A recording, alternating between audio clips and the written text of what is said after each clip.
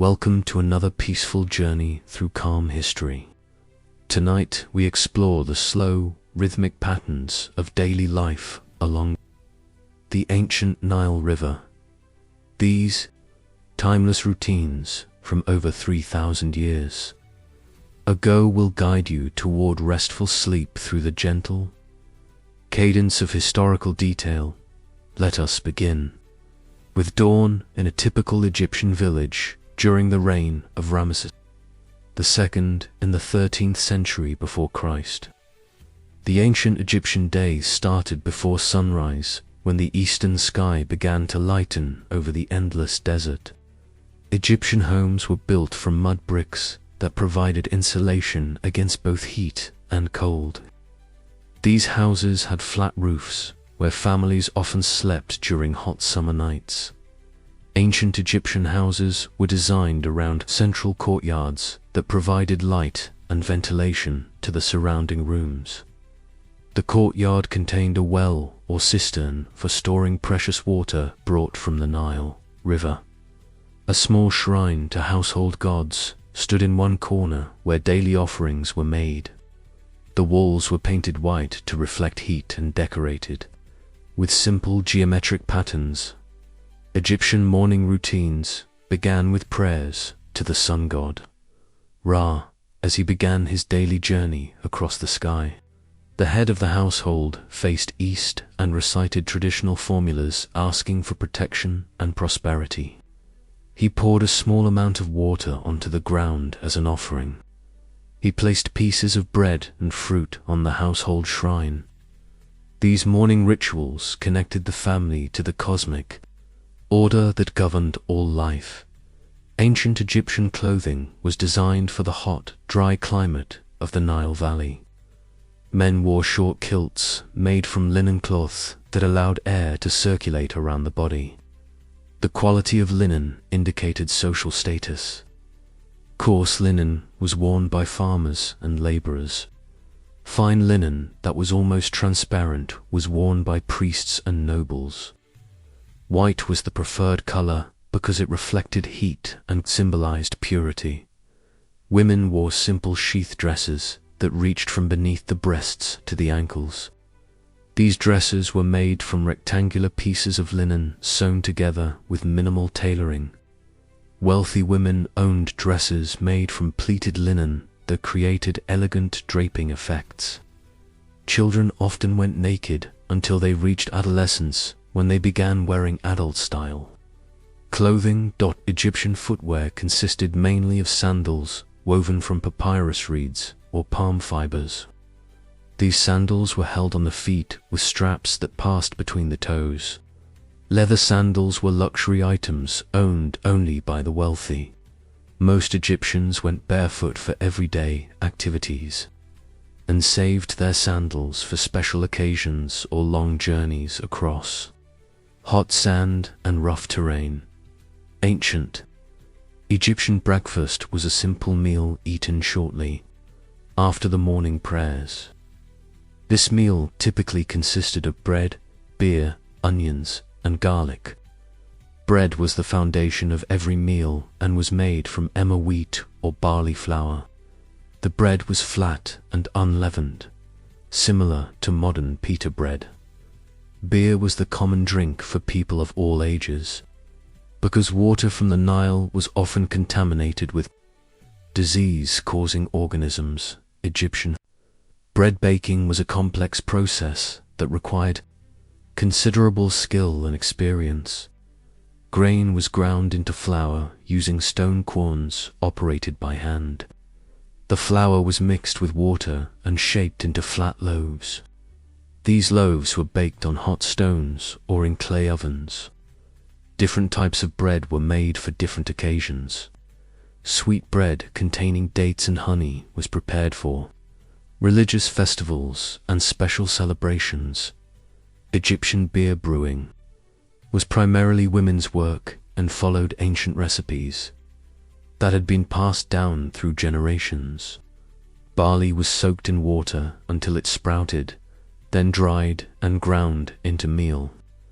This meal was mixed with water and allowed to ferment naturally with wild yeasts. The resulting beer was thick and nutritious, providing essential vitamins and calories that were often lacking in the Egyptian diet after the morning meal. Egyptian men began their daily work according to their occupation and social class. Most Egyptians were farmers who worked the fertile fields along the Nile River. Others were craftsmen who specialized in pottery, metalworking, weaving, or construction. A small, educated elite served as scribes, priests, and government officials. The pharaoh and his court lived in luxury, supported by the labor of millions of common people. Ancient Egyptian agriculture was entirely dependent on the annual flooding of the Nile River. This flood brought rich silt from the highlands of Ethiopia and deposited it across the river valley. The flood also provided the water necessary for irrigation. Egyptian farmers planned their entire year around the 3 seasons determined by the Nile: flood season, growing season, and harvest season. Egyptian flood season lasted from July to October, when the Nile overflowed its banks and covered the farmland with water. During this time, farmers could not work in their fields. Many were employed in building projects like pyramids and temples. The flood was carefully monitored by government officials who measured the water level and predicted weather. The coming year would bring abundance or famine. Ancient Egyptian irrigation required extensive cooperation among farming communities. Water had to be directed from the main river to individual fields through a complex network of canals and ditches. These waterways were maintained by collective labor organized by village leaders. Disputes over water rights were common and were settled by local officials or temple priests who served as judges. Egyptian farming tools were simple but effective for working the soft, fertile soil left by the Nile flood. Plows were made from wood and pulled by oxen or water buffalo. Hoes and sickles had bronze or iron blades attached to wooden handles. Farmers used shadoofs, which were long poles with counterweights, to lift water from canals to higher fields. All work was done by human and animal power. Ancient Egyptian crops included wheat, barley, flax, vegetables, and fruits that thrived in the warm climate and rich soil. Wheat was the preferred grain for making bread and was grown primarily for the wealthy and for export. Barley was more common and was used for bread and beer consumed by ordinary people. Flax was grown to make linen cloth that was essential for clothing and trade. Egyptian vegetable gardens produced onions, garlic, leeks, lettuce, cucumbers, and radishes that added variety to the monotonous diet of bread and beer. These vegetables were eaten fresh during the growing season and dried or pickled for consumption during other times of the year. Fruit trees, including dates, figs, and grapes, provided sweet foods that were especially prized in a diet that contained little sugar. Ancient Egyptian date palms were particularly important because they produced fruit that could be eaten fresh or dried for long-term storage. Dates were also pressed to make a sweet syrup that served as the primary sweetener in Egyptian cooking. Date palm wood was used for construction, and the leaves were woven into baskets and mats. Palm trees also provided shade that was essential in the desert climate. Egyptian grape cultivation was concentrated in the Nile Delta, where the climate was most suitable for grapes were eaten fresh, dried into raisins, or fermented into wine that was consumed by the wealthy and used in religious ceremonies. Wine production required considerable skill and was controlled by specialized workers who understood the complex fermentation process. Most wine was consumed locally, but some was exported to other regions of the ancient world.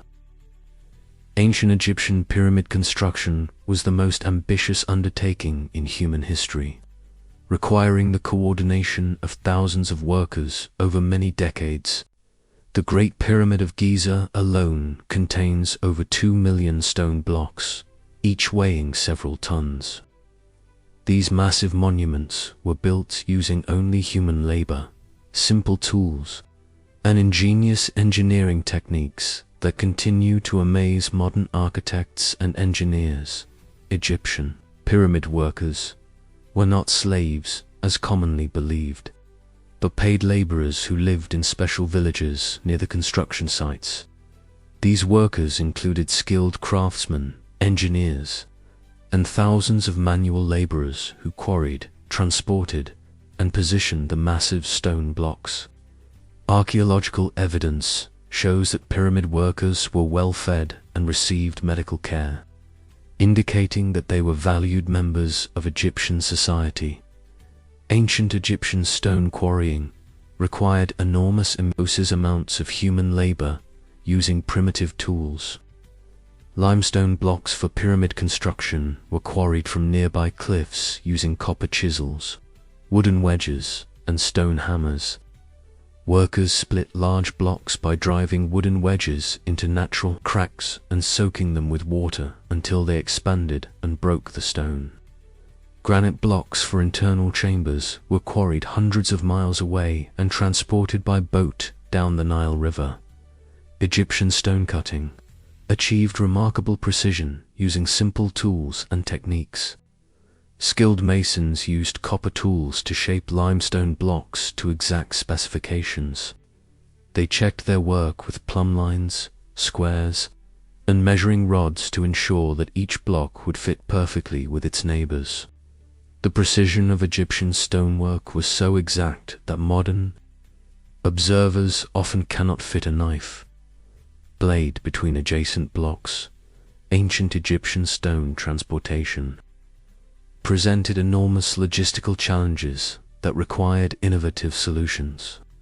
Massive stone blocks were moved from quarries to construction sites using wooden rollers, ramps, and sledges pulled by teams of workers. Some blocks weighing over 15 tons were transported hundreds of miles from quarries to pyramid sites. This required extensive planning and coordination of labor gangs, food supplies, and transportation equipment. Egyptian pyramid construction techniques remain partially mysterious despite extensive archaeological research. Massive stone blocks were lifted to great heights, using ramps that may have spiraled around the growing pyramid or extended straight out from one face. Precise positioning of blocks required careful measurement and the use of ropes, levers, and wooden rollers. The internal chambers and passages were constructed with mathematical precision that demonstrates advanced engineering knowledge. Ancient Egyptian workforce organization for pyramid construction resembled a large military operation. Workers were divided into gangs with specific responsibilities and competitive names like Friends of Khufu and Drunkards of Menkaure. Each gang was further subdivided into smaller teams that handled particular tasks. This organization allowed efficient coordination of the massive labor force and maintained worker morale through group identity and competition. Egyptian pyramid workers followed daily routines that began before dawn and continued until sunset. Workers received rations of bread, beer, onions, and garlic that provided the calories and nutrition needed for heavy physical labor. They worked in shifts that rotated throughout the day to prevent exhaustion in the desert heat. Medical personnel treated injuries and illnesses that were common in such dangerous work. Ancient Egyptian pyramid construction seasons were carefully planned around the Nile flood cycle. Most heavy construction work occurred during flood season when farmers were available for pyramid work and when the high water level allowed easy transport of stone blocks by boat. During other seasons, Skilled craftsmen continued working on detailed finishing while farmers returned to their agricultural duties in the fields. Egyptian pyramid village life centered around the massive construction projects that dominated the local economy. Workers lived in specially built settlements that included dormitories, workshops, bakeries, and breweries. These villages were temporary communities that existed only as long as pyramid construction continued. When projects were completed, the villages were abandoned and workers moved to new construction sites. Ancient Egyptian pyramid engineering required mathematical knowledge that was advanced for its time. Pyramid builders understood geometric principles and could calculate angles, slopes, and measurements with remarkable accuracy. They used the mathematical relationship known as the golden ratio to create aesthetically pleasing proportions. Egyptian engineers also understood basic principles of physics related to weight distribution and structural stability. Egyptian pyramid religious significance was central to their construction and design. Pyramids were believed to be magical machines that facilitated the pharaoh's journey to the afterlife and ensured his continued divine power. The internal chambers and passages were oriented according to astronomical observations and religious beliefs. Construction workers participated in this sacred project and believed their labor would earn divine favor. Ancient Egyptian pyramid planning required years of preparation before construction could begin. Sites were chosen for their geological stability and proximity to stone quarries and the Nile River. Extensive surveys were conducted to ensure proper orientation and foundation preparation. Architects created detailed plans and models that guided construction over many years. Government officials organized the labor force and arranged for food, tools, and materials. Egyptian pyramid construction tools were simple but effective for working with stone and moving heavy loads. Workers used copper chisels, wooden mallets, stone hammers, and bronze saws for cutting and shaping blocks. Ropes made from palm fibers were used for lifting and positioning stones. Wooden levers, rollers, and sledges facilitated moving heavy blocks. Despite their simplicity, these tools were sufficient for creating some of humanity's greatest architectural achievements. Ancient Egyptian pyramid quality control ensured that construction met exacting standards. Master craftsmen supervised the work of less skilled laborers and checked measurements and alignment frequently. Rejected blocks were recycled or used for less critical purposes. The precision of pyramid construction demonstrates that Egyptian builders maintained consistently high standards throughout the lengthy construction process. Egyptian pyramid construction accidents were common. Due to the dangerous nature of the work, workers faced risks from falling stones, collapsing ramps, and equipment failures. Archaeological evidence shows that many pyramid workers suffered broken bones and other injuries. Some workers died on the job and were buried in cemeteries near the pyramid sites. Despite these dangers, pyramid construction continued because the projects were considered essential for maintaining divine order. Ancient Egyptian pyramid completion ceremonies marked the end of construction. Projects that had consumed enormous resources over many years, the finished pyramid was consecrated with religious rituals that activated its magical properties. Workers who had participated in construction received special honors and rewards. The pyramid then served as the eternal tomb of the pharaoh and a symbol of Egyptian power and divine authority. Egyptian pyramid legacy influenced architecture and engineering for thousands of years. Later cultures studied Egyptian building techniques and incorporated them into their own construction projects. The mathematical and engineering knowledge developed for pyramid construction was applied to other buildings, including temples, palaces, and public works. Modern engineers continue to study pyramid construction techniques and marvel at the achievements of ancient Egyptian builders. Ancient Egyptian pyramid maintenance required ongoing attention even after construction was completed. Stone surfaces were regularly cleaned and repaired to prevent weathering damage.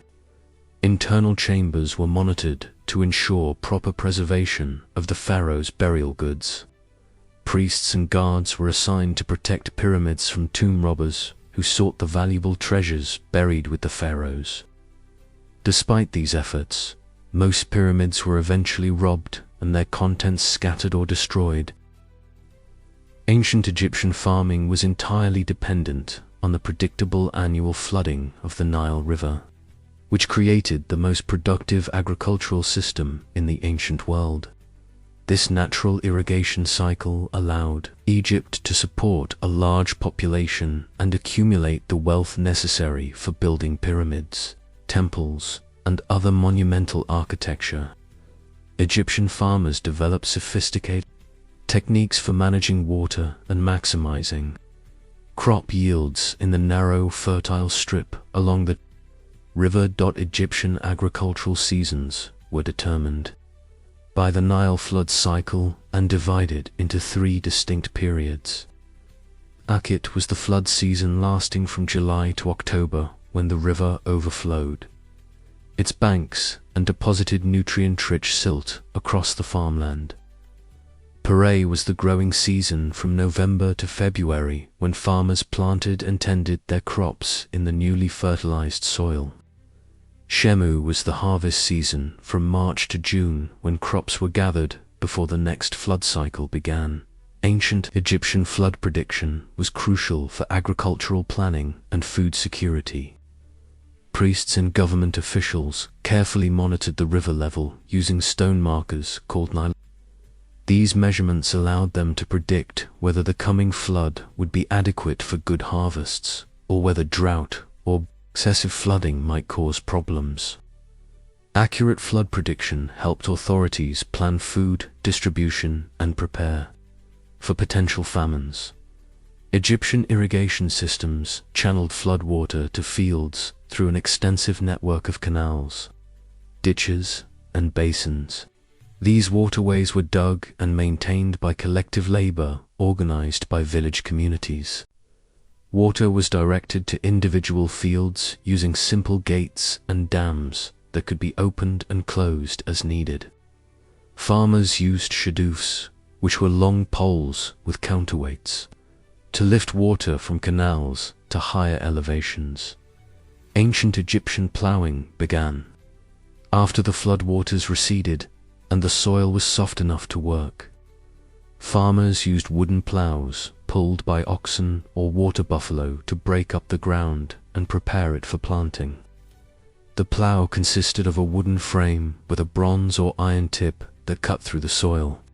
Plowing was hard work that required skill to maintain straight furrows and proper depth for different types of crops. Egyptian seed sowing was done by hand-using techniques that had remained unchanged for thousands of years.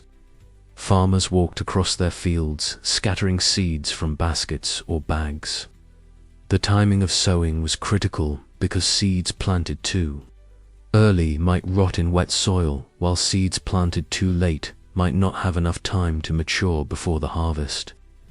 Different crops required different sowing techniques and timing.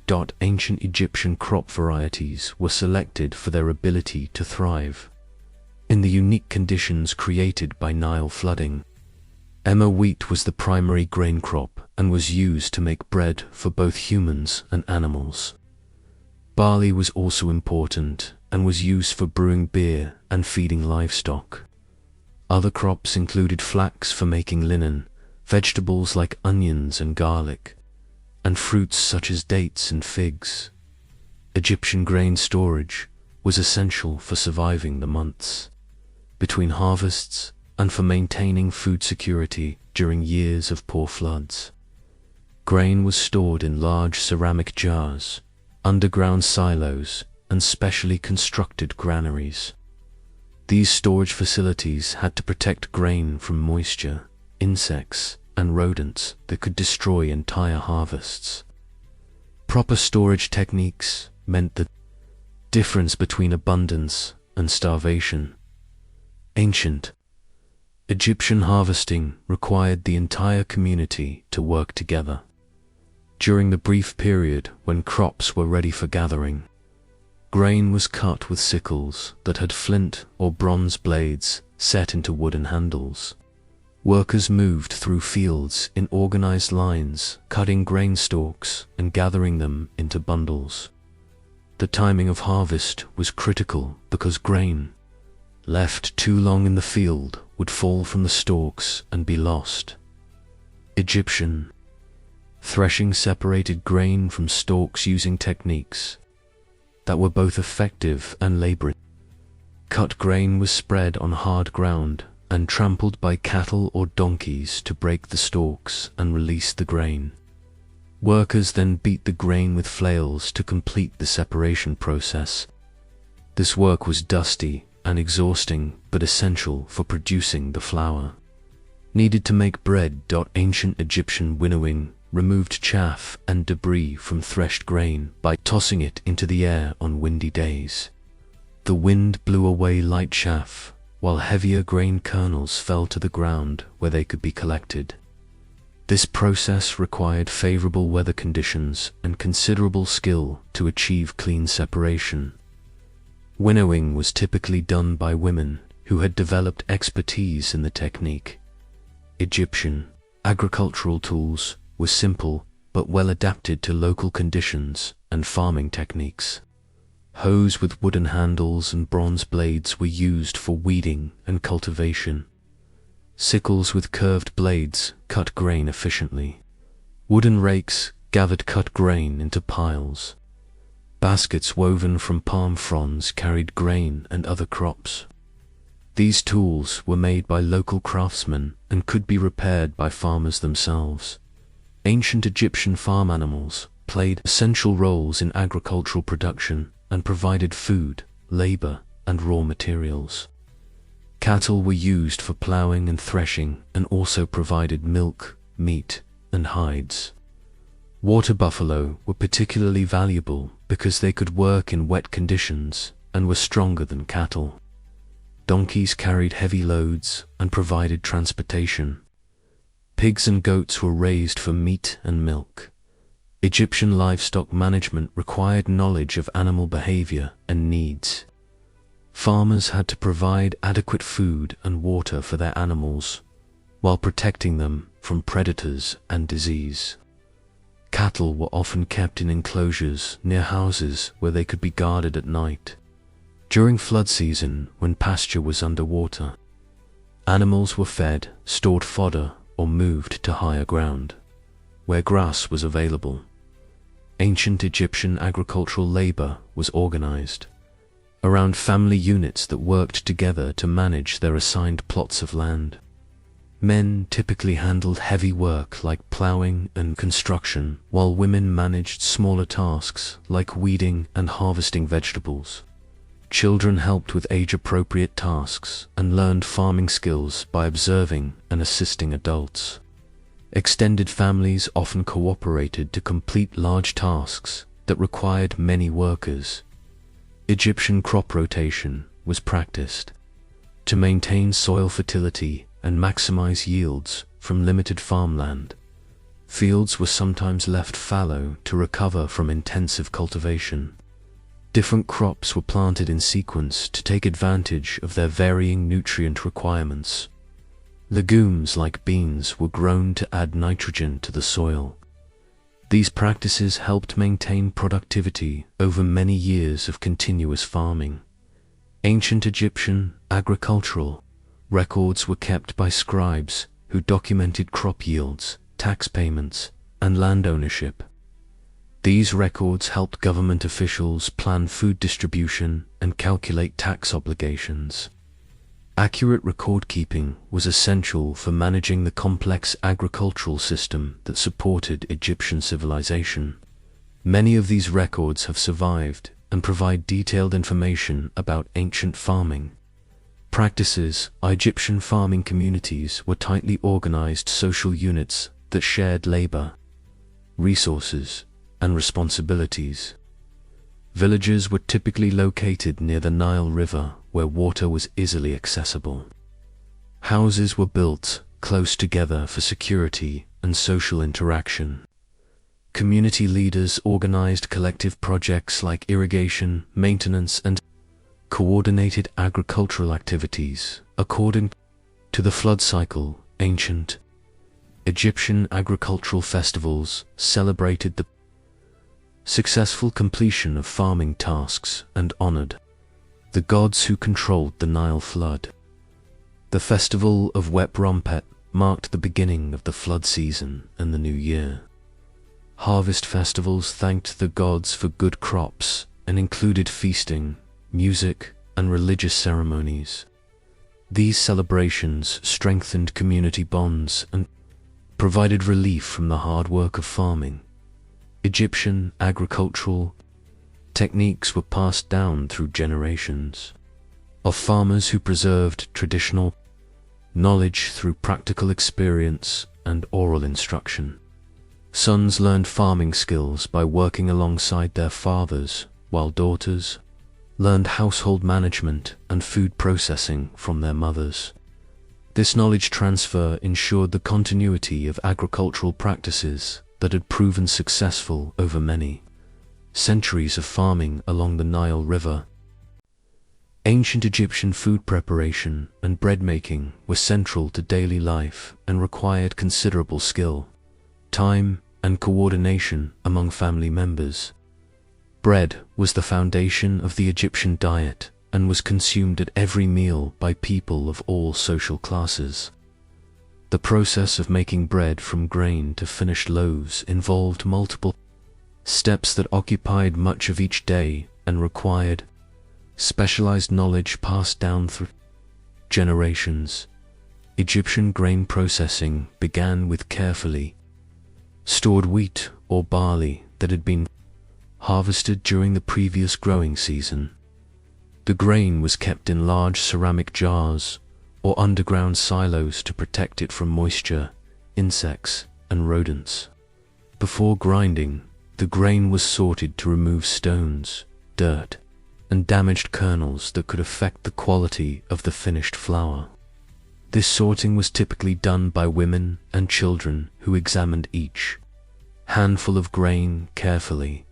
Ancient Egyptian grinding was accomplished using stone querns that consisted of two circular stones, positioned one above the other. The upper stone had a handle that allowed it to be rotated against the lower stone, crushing grain between the two surfaces. Operating a quern required considerable physical strength and endurance, because the grinding process was slow and labor-intensive. A skilled worker might produce only a few pounds of flour after hours of grinding. Egyptian flour quality varied significantly depending on the thoroughness of the grinding process and the type of stones used in the quern. Coarse flour contained pieces of grain, holes, and sometimes fragments of stone from the grinding surfaces. Fine flour was more time-consuming to produce but created superior bread. Most Egyptian families used coarse flour for everyday bread and reserved fine flour for special occasions and religious offerings. Ancient Egyptian bread dough preparation required mixing flour with water and sometimes other ingredients like salt, oil, or honey. The proportions had to be judged by experience because measuring tools were primitive and inconsistent. Too much water made dough sticky and difficult to handle. Too little water produced hard, dense bread. Experienced bakers could determine proper consistency by touch and develop techniques for adjusting recipes according to flour quality and weather. Conditions. Egyptian bread shaping was done entirely by hand using techniques that varied according to the intended use of the finished product. Every day bread was formed into flat, round loaves that baked quickly and evenly. Special occasion bread might be shaped into elaborate forms representing animals, symbols, or religious figures. Some bread was formed into long, narrow loaves that could be easily carried by travelers or workers going to distant fields. Ancient Egyptian bread baking was accomplished using various methods depending on available equipment and fuel. The simplest method involved placing shaped dough on hot stones or pottery shards that had been heated in a fire. More sophisticated baking used clay ovens that could maintain consistent temperatures and bake multiple loaves simultaneously. Professional bakers operated large ovens that served entire neighborhoods. Egyptian oven construction required considerable skill and used materials that could withstand repeated heating and cooling cycles. Ovens were built from clay mixed with straw or other organic materials that burned out during firing, leaving small air spaces that provided insulation. The oven floor was made from flat stones or specially formed clay tiles. A domed roof concentrated heat and created even baking conditions. Ancient Egyptian oven operation required understanding of heat management and timing that came from years of experience. The oven was heated by burning wood or other fuel inside the baking chamber until it reached the proper temperature. The coals and ashes were then removed, and bread was placed inside to bake using residual heat. Judging the correct temperature required skill, because ovens had no thermometers or other measuring devices. Egyptian bread varieties included many different types suited to various occasions and social classes. Ordinary bread was made from barley flour and had a coarse texture and dark color.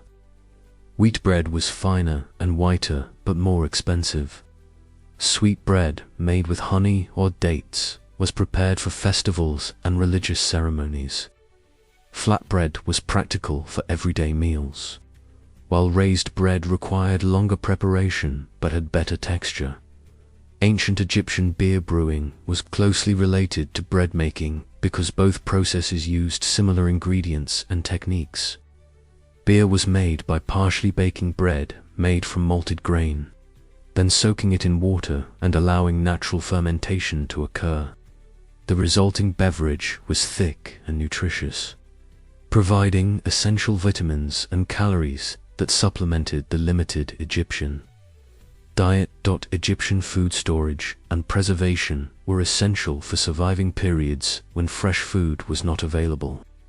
Bread was baked in large quantities and stored in sealed containers to protect it from moisture and pests. Dried bread could last for weeks and was reconstituted by soaking in water or beer.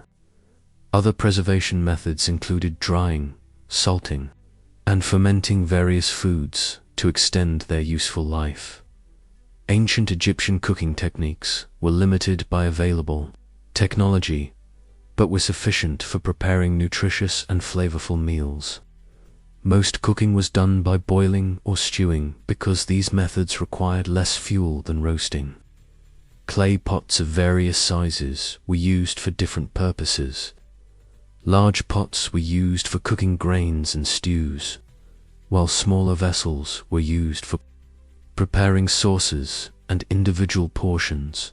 Egyptian meal preparation required careful planning and coordination because cooking was done over open fires that had to be maintained throughout the day.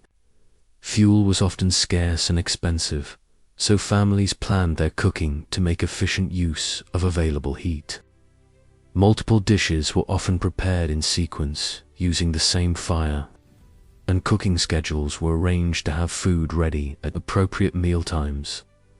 Ancient Egyptian kitchen equipment was simple but functional for the tasks required in food preparation. Sharp knives made from flint or metal were used for cutting meat and vegetables. Wooden spoons and ladles were used for stirring and serving.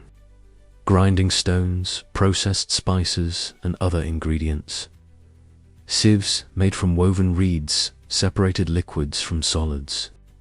Storage containers of various sizes held ingredients and finished foods. Egyptian food safety was a constant concern in the hot climate where spoilage occurred rapidly. Fresh foods had to be consumed quickly or preserved immediately after preparation. Water for cooking was often boiled to kill harmful organisms. Salt was used extensively as a preservative, and vinegar was employed to pickle vegetables. Despite these precautions, food poisoning was common and sometimes fatal. Ancient Egyptian dietary restrictions were imposed by religious beliefs, economic circumstances, and seasonal availability. Certain foods were forbidden during religious festivals or periods of mourning. Expensive foods like meat and fine flour were reserved for special occasions. Seasonal variations in food availability required families to adjust their diets according to what was growing or available in local markets. Egyptian family roles in food preparation were clearly defined according to gender and age. Women typically managed all aspects of food preparation, including grinding grain, baking bread, and cooking meals. Men might assist with heavy tasks like operating large grinding stones or carrying water. Children helped with simple tasks like sorting grain and gathering fuel for cooking fires. Ancient Egyptian communal cooking occurred during festivals, religious ceremonies, and other special occasions when large quantities of food needed to be prepared for many people. These events required extensive planning and coordination among multiple families or community groups. Large ovens and cooking areas were shared, and tasks were divided according to individual skills and available time. Egyptian food distribution within families followed established hierarchies that reflected social status and family relationships. The head of the household was served first and received the choicest portions. Other family members received food according to their age, gender, and position in the family structure. Children and elderly family members might receive smaller portions or different types of food suited to their needs. Ancient Egyptian mummification was the most complex and sophisticated preservation process developed in the ancient world, requiring specialized knowledge, expensive materials, and weeks of careful work to transform a deceased body into an eternal vessel for the soul.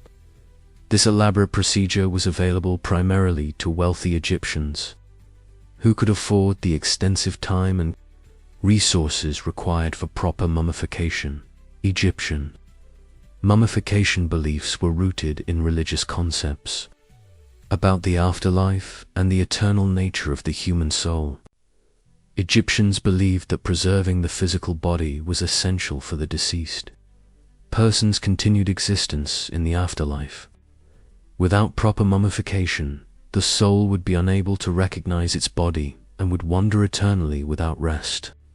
This belief made mummification one of the most important services in Egyptian society. Ancient Egyptian embalmers were highly skilled specialists who underwent years of training to master the complex procedures required for successful mummification. These craftsmen were organized into workshops that operated under strict religious supervision. The most skilled embalmers could charge enormous fees for their services and were sought after by wealthy families throughout Egypt. Lesser embalmers provided simpler preservation services for people with more limited resources. Egyptian mummification preparation began immediately after death, when the body was delivered to the embalming workshop. The deceased was placed on a slanted table that allowed fluids to drain away during the preservation process. Embalmers first washed the body thoroughly with wine and spices to remove dirt and begin the purification process. The body was then examined to determine the appropriate level of treatment based on the family's ability to pay. Ancient Egyptian brain removal was one of the most delicate procedures in the mummification process. Embalmers used long metal instruments inserted through the nose to break up the brain tissue and remove it piece by piece. This process required considerable skill to avoid damaging the face or skull. The empty skull cavity was then rinsed with various liquids and sometimes filled with resin or other preservative materials. Egyptian organ removal required opening the abdomen and carefully extracting the internal organs that would decay rapidly if left in the body. The stomach, liver, lungs, and intestines were removed through a small incision on the left side of the abdomen. The heart was usually left in place because Egyptians believed it was the center of intelligence and emotion and would be needed in the afterlife. Ancient Egyptian canopic jars were specially designed containers used to store the removed organs. During the mummification process, these jars had lids carved to represent the 4 sons of Horus, each of whom protected a specific organ. The stomach was placed in the jar with the human-headed lid, the liver in the jar with the falcon-headed lid, the lungs in the jar with the baboon-headed lid, and the intestines in the jar with the jackal-headed lid. Egyptian dehydration was accomplished using natron, a naturally occurring salt that removed moisture from the body tissues. The body was packed inside and out with natron and left to dry for approximately 40 days. This process removed most of the water content from the tissues and prevented bacterial decay. The amount of natron required and the length of the drying period depended on the size of the body and environmental conditions. Ancient Egyptian cleansing followed the dehydration period and involved removing all traces of natron from the body. The dried body was carefully washed and any remaining natron was brushed away. The body was then rubbed with oils and resins that helped preserve the skin and gave it a more lifelike appearance. This process required delicate handling because the dried tissues were fragile and could be easily damaged. Egyptian stuffing restored the body's shape after the dehydration process had caused it to shrink and become misshapen. The abdomen was filled with sawdust, linen, or other materials to restore its original appearance. Sometimes the removed organs were wrapped and returned to the body cavity. The limbs and face might be padded to maintain proper proportions. Artificial eyes were sometimes inserted to replace those that had been damaged during preservation. Ancient Egyptian wrapping was the final and most visible stage of the mummification process. The body was wrapped in hundreds of yards of linen strips that had been soaked in resins and preservative substances. Each finger and toe was wrapped individually before the entire hand or foot was wrapped. The wrapping process could take several days and required considerable skill to achieve the proper appearance. Egyptian amulets were placed between the layers of wrapping to provide magical protection for the deceased in the afterlife. These small objects represented various gods and symbols that were believed to have protective powers. The most important amulet was the heart scarab, which was placed over the heart and inscribed with spells to ensure the deceased would pass the judgment of the dead successfully. Ancient Egyptian masks were placed over the wrapped head to provide an idealized representation of the deceased's face. These masks were made from various materials depending on the family's wealth. Royal mummies wore masks of gold, while wealthy commoners might have masks of painted wood or cutnoj. Poor people might have simple, painted linen faces, or no masks at all. Egyptian sarcophagi were elaborate coffins, designed to protect the mummy for eternity. These containers were often nested, with the mummy placed in a series of progressively larger coffins.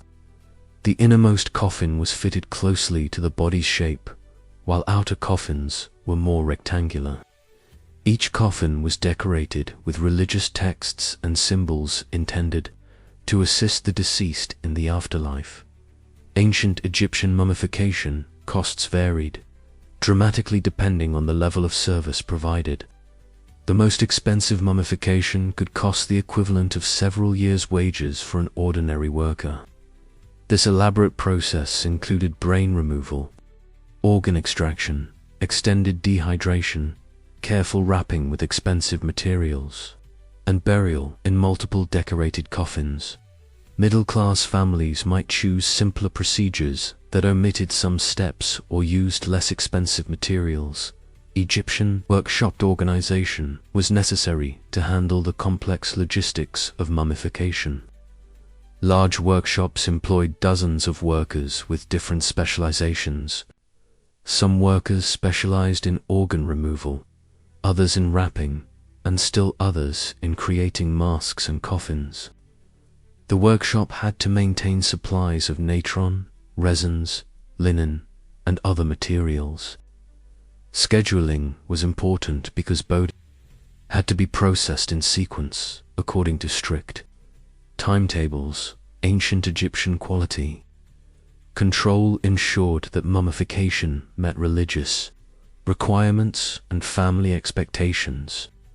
Master embalmers supervised the work of assistants and checked each stage of the process. Religious inspectors might visit workshops to ensure that proper procedures were followed.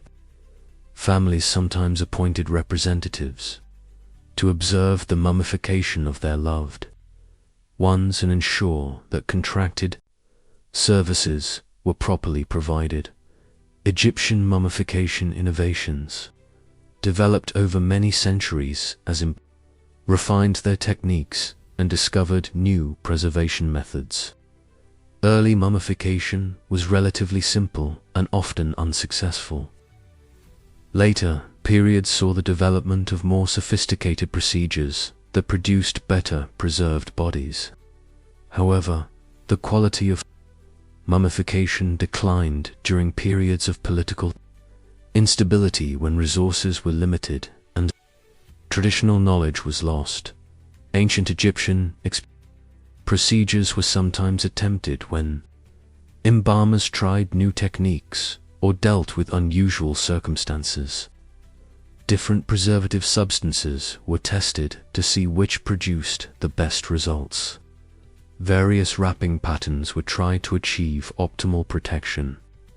Some experiments were successful and became standard practice, while others were abandoned as ineffective or too expensive. Egyptian religious supervision ensured that mummification procedures followed proper ritual requirements. Priests oversaw the embalming process and performed necessary ceremonies at each stage.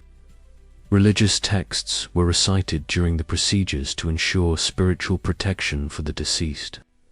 The entire process was considered a sacred ritual that required both technical skill and religious knowledge to perform correctly.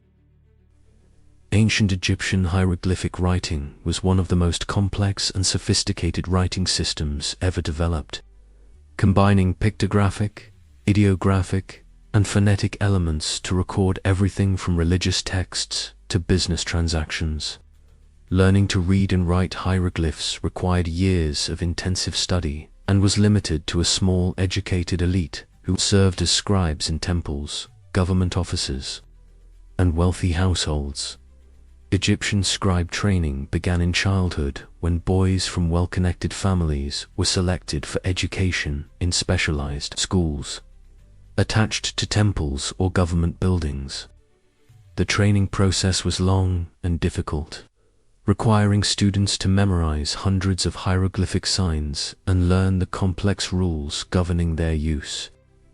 Physical punishment was commonly used to motivate students and ensure they mastered the challenging curriculum. Ancient Egyptian writing materials were expensive and carefully prepared to ensure high-quality results. Papyrus was the preferred writing surface and was made from reeds that grew along the Nile River. The reeds were cut into strips, laid in crossing patterns, and pressed together to form smooth sheets. Papyrus was expensive to produce and was often reused by scraping off old writing to make room for new text.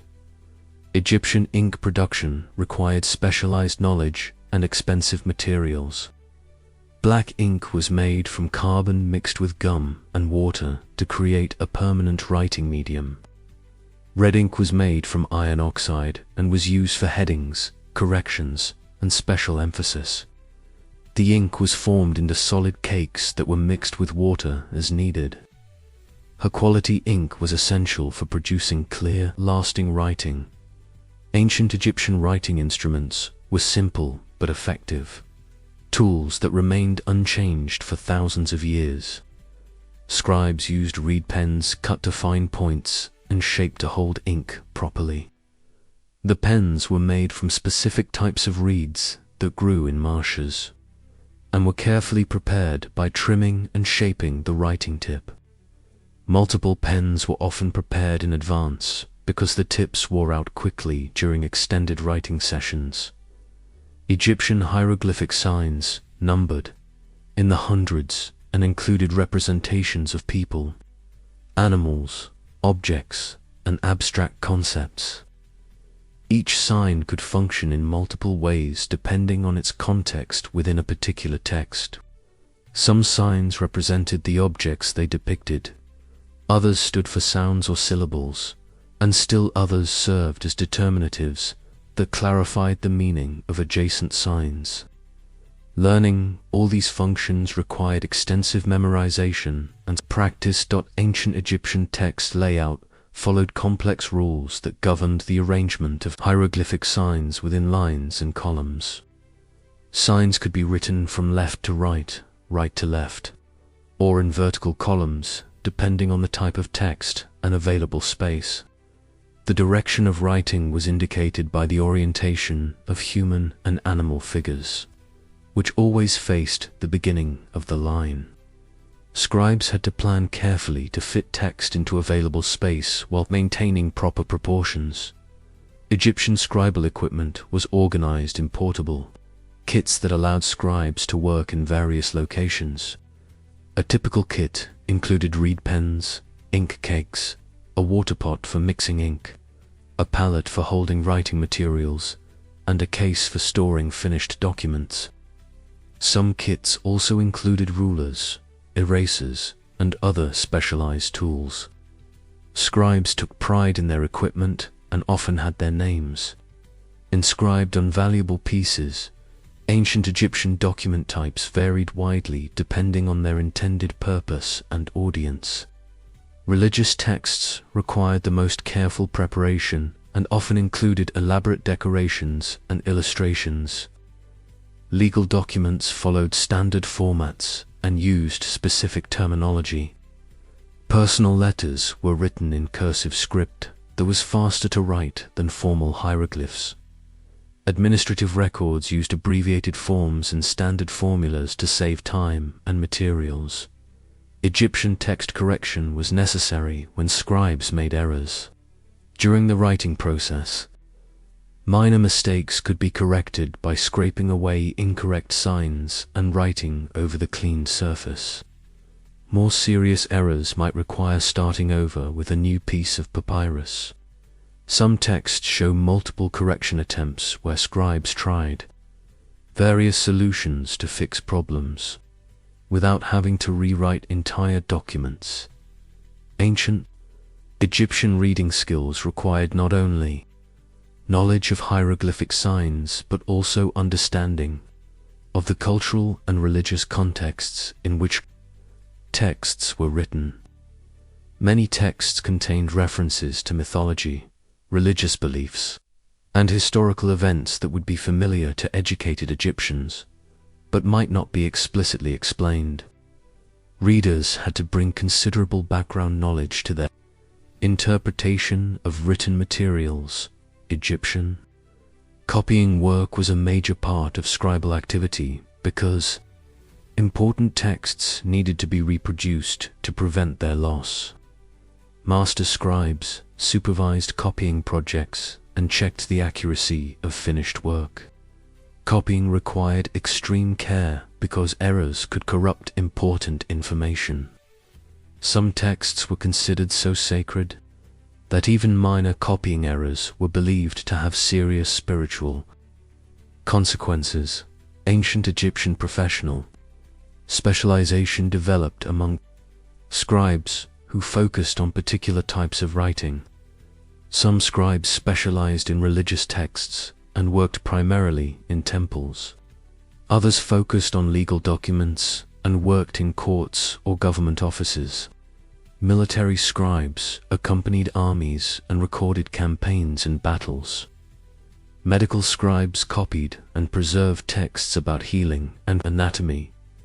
Egyptian writing speed varied depending on the type of script being used and the formality of the document. Formal hieroglyphic writing was slow and deliberate, with each sign carefully formed for maximum clarity and aesthetic appeal. Cursive scripts could be written much faster but were less formal and sometimes harder to read. Experienced scribes could adjust their writing speed according to the requirements of each project. Ancient Egyptian text preservation was a constant concern because papyrus was vulnerable to damage from moisture, insects, and rough handling. Important documents were stored in sealed containers and kept in dry locations. Some texts were copied onto more durable materials like stone or pottery for permanent preservation. Despite these efforts, many ancient Egyptian texts have been lost over the centuries. Egyptian scribal errors were sometimes deliberately introduced when scribes disagreed with the content they were copying or when they wanted to update outdated information. These changes could accumulate over multiple copying generations, leading to significant variations between different versions of the same text. Scholars today must compare multiple copies to reconstruct original texts and understand how they evolved over time. Ancient Egyptian abbreviation systems were developed to speed up the writing process and save valuable papyrus. Frequently used words and phrases were represented by shortened forms that experienced scribes could recognize easily.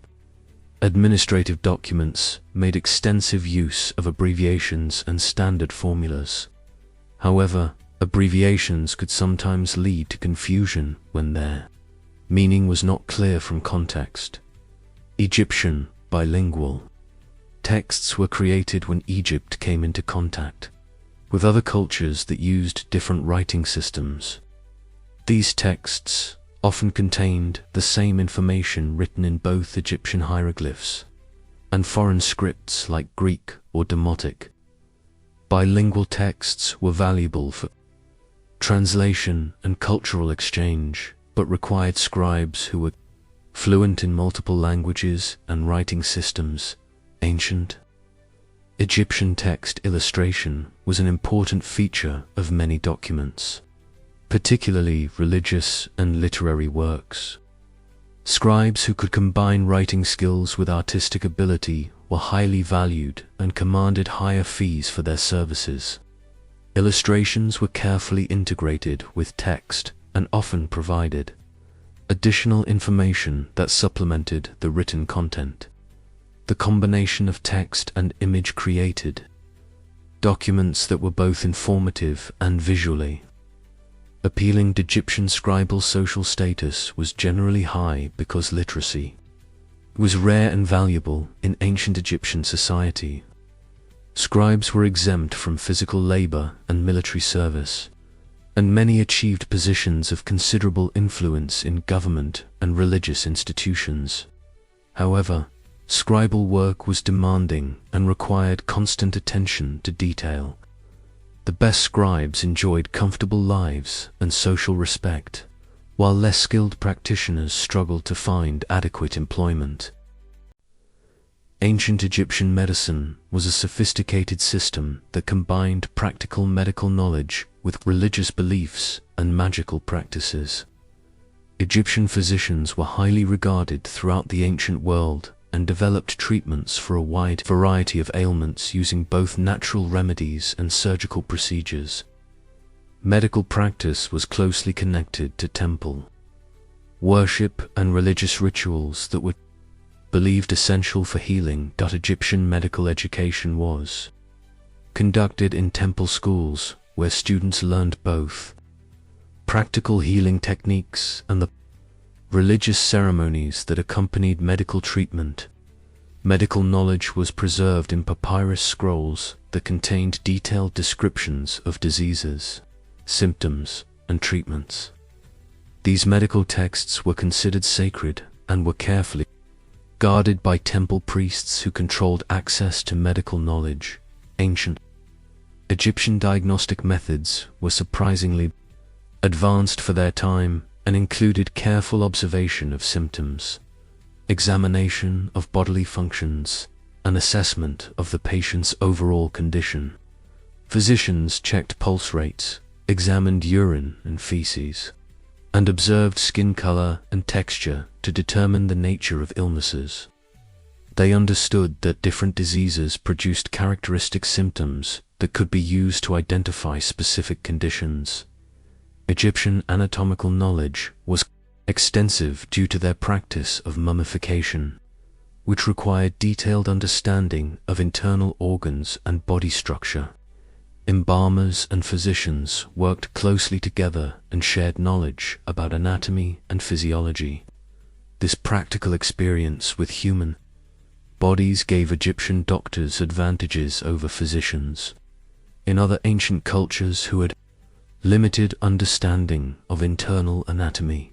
Ancient Egyptian surgical procedures were performed with bronze and copper instruments that were carefully crafted for specific medical purposes. Egyptian surgeons could set broken bones, remove tumors, perform cataract surgery, and treat various wounds and injuries. Surgical instruments included knives, forceps, probes, and needles that were designed for particular operations and were kept sharp and clean. Egyptian wound treatment involved cleaning injuries with water and wine, applying various medicinal substances, and bandaging with linen strips. Physicians understood the importance of keeping wounds clean to prevent infection. Although they did not understand the scientific reasons behind this practice, they used honey as an antiseptic because they observed that it helped prevent wound infections. Ancient Egyptian dental care was relatively advanced compared to other ancient cultures. Egyptian dentists could extract teeth, treat abscesses, and repair damaged teeth using gold wire and other materials. Dental problems were common due to the gritty bread that wore down teeth, and many mummies show evidence of severe dental disease. Wealthy Egyptians sometimes had artificial teeth made from ivory or gold. Egyptian pharmacology utilized hundreds of different substances derived from plants, animals, and minerals. Common medicinal plants included willow bark for pain relief, garlic for infections, and poppy for sleep disorders. Animal products like honey, milk, and various fats were used as bases for medicines.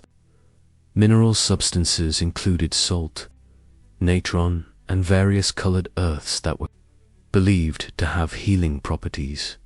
Ancient Egyptian medical specialization developed as physicians focused on treating particular types of conditions or working with specific patient populations. Some doctors specialized in eye diseases, others in digestive disorders, and still others in women's health issues. Palace physicians treated only royal family members and high government officials, while temple physicians served the general population and trained new doctors. Egyptian medical records were kept on papyrus scrolls that documented patient symptoms, treatments prescribed, and outcomes of medical interventions. These records helped physicians track the progress of diseases and evaluate the effectiveness of different treatments. Medical records also served as teaching materials for training new physicians and preserving medical knowledge for future generations. Ancient Egyptian public health measures included regulations for food preparation, water quality, and waste disposal that helped prevent the spread of disease. Temple physicians inspected markets to ensure food safety and quality.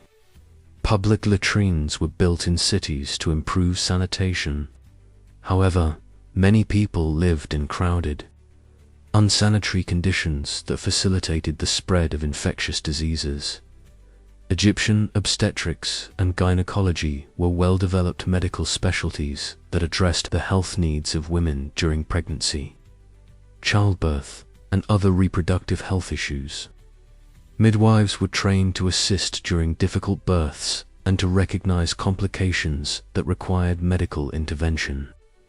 Contraceptive methods were known and used, though their effectiveness was limited by available technology. Ancient Egyptian mental health treatment recognized that emotional and psychological problems could cause physical symptoms and required specialized care. Physicians understood that grief, fear, and anger could affect physical health and prescribed treatments that addressed both mental and physical aspects of illness.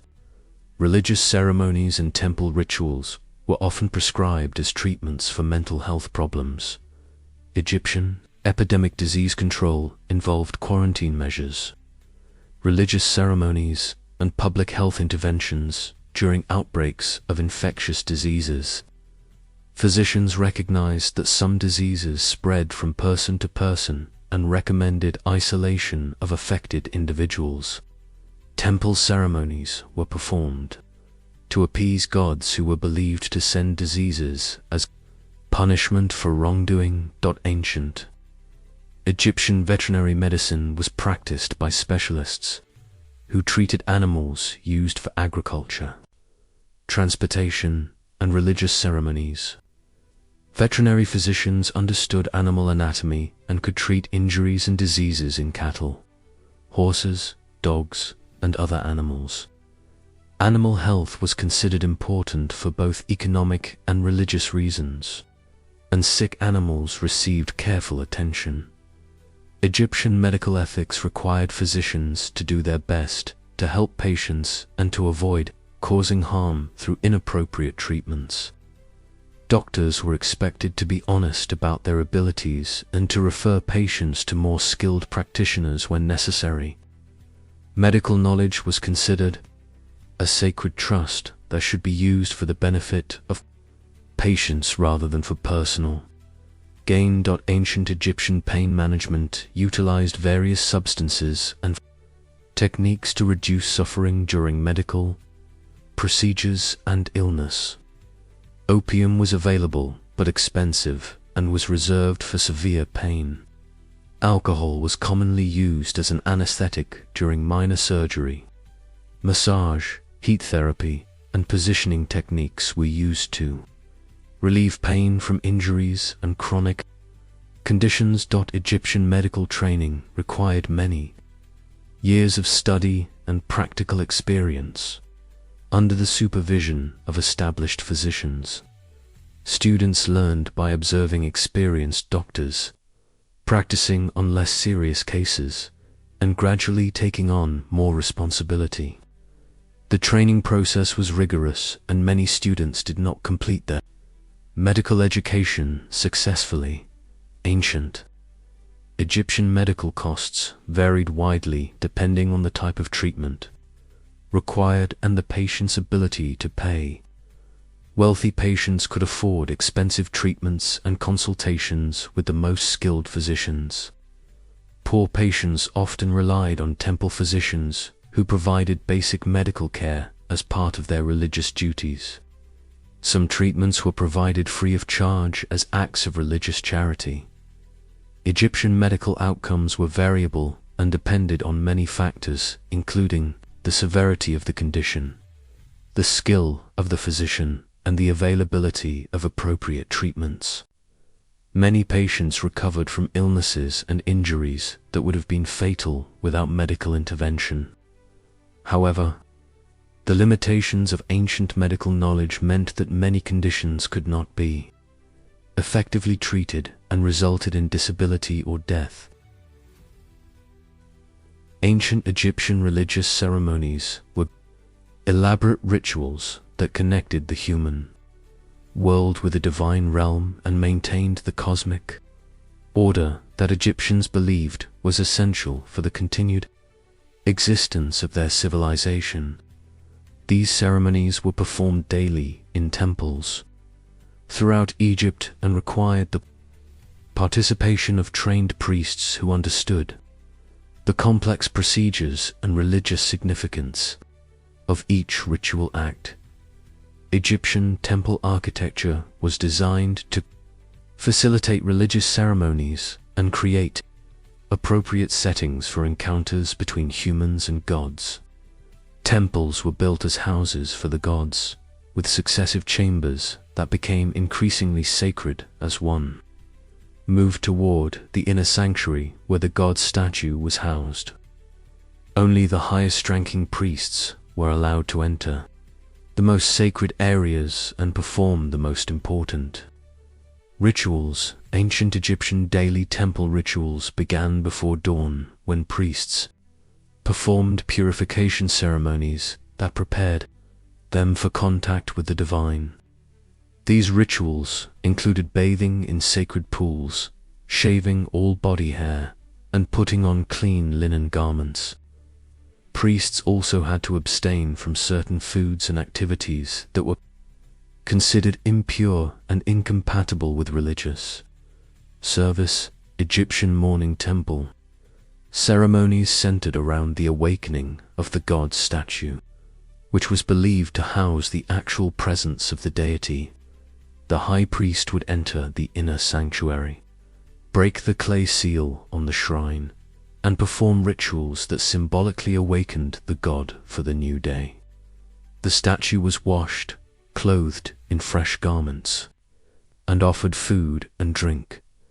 Ancient Egyptian temple offerings included vast quantities of food, drink, and other valuable items that were presented to the gods throughout each day.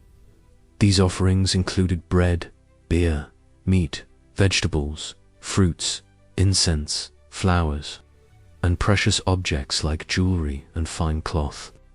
The offerings were believed to nourish the gods and maintain their favor.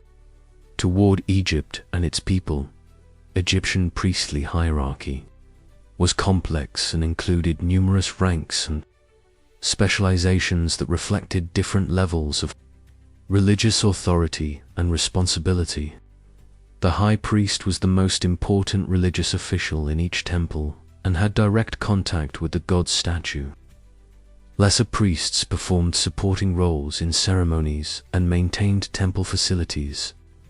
Some priests specialized in particular aspects of religious practice like music, writing, or astronomical observation.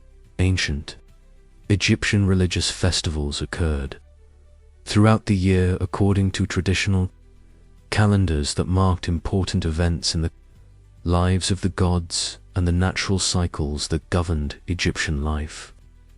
Major festivals could last for many days and involved elaborate processions, special ceremonies, and community celebrations that brought together people from throughout the region.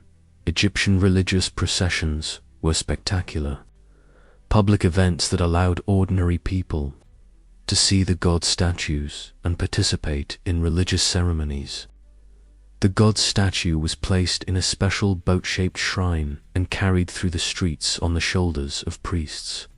These processions often traveled from one temple to another and could cover many miles over several days.